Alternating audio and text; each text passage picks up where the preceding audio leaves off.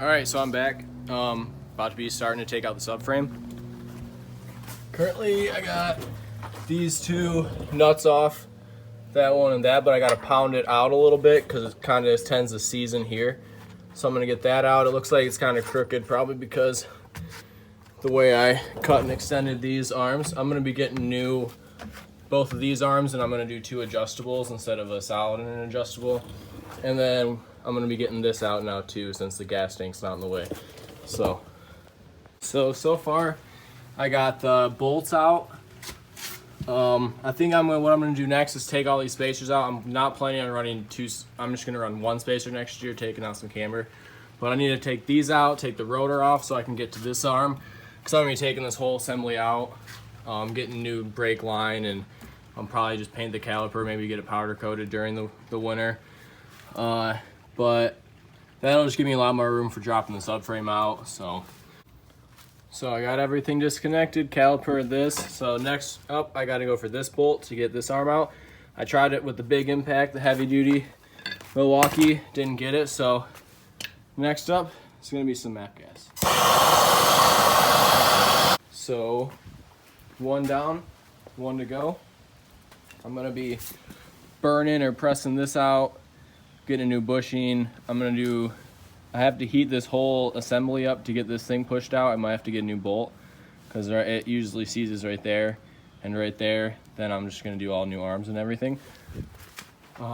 So I'm gonna be doing a new arm of this and extending it, and you can kind of see it's a little bent. So I'm gonna be doing them and making them a lot more solid.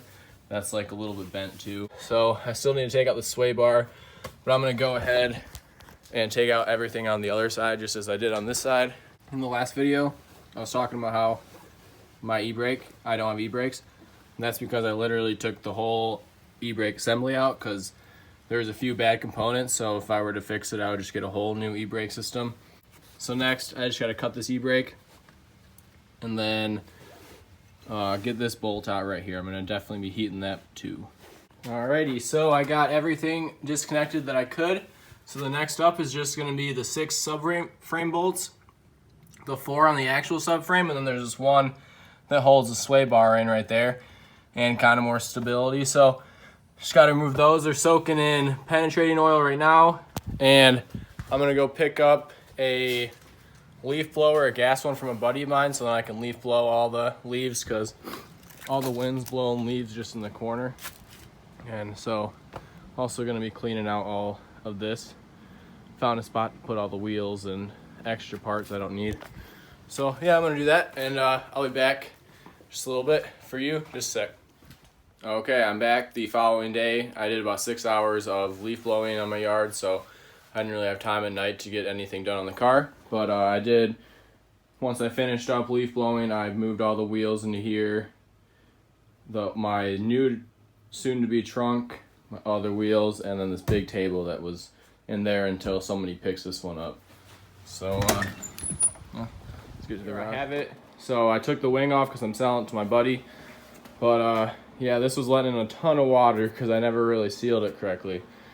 But yeah, so next up is remove the rear subframe and probably get to cutting that, and like, I don't know if you call it a drop subframe or a raised subframe, but it ends up raising it. But yeah, so let's pull that off. Okay, so I got all 6 subframe bolts out.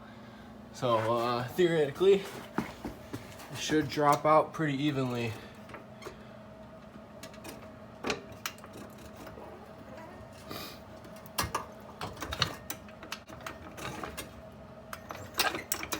Alright, I guess I'm gonna finagle that quick. So I got it out.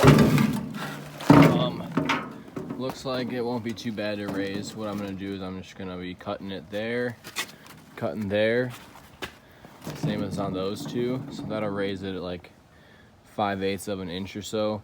And then probably just weld that to this so it's solid, because there is a little bit of play from the rubber bushing. I looked online, I couldn't find any bushings, so I'm just gonna kind of make them solid. And the rear isn't close to the ground at all. This is what the lowest part is. So I don't need to raise it much, but I thought while I can get it out, might as well. So, yep. I just got the evap system out, which was over top of the subframe. Next I'm going to get to cutting on these guys. I think I'm just gonna take it to my work and throw a MIG weld all around it. There's bushings in there, but if I weld it, it'll be solid. So, okay, so I got the mounts cut, all these 4 locations. Right now I just wire wheeled it.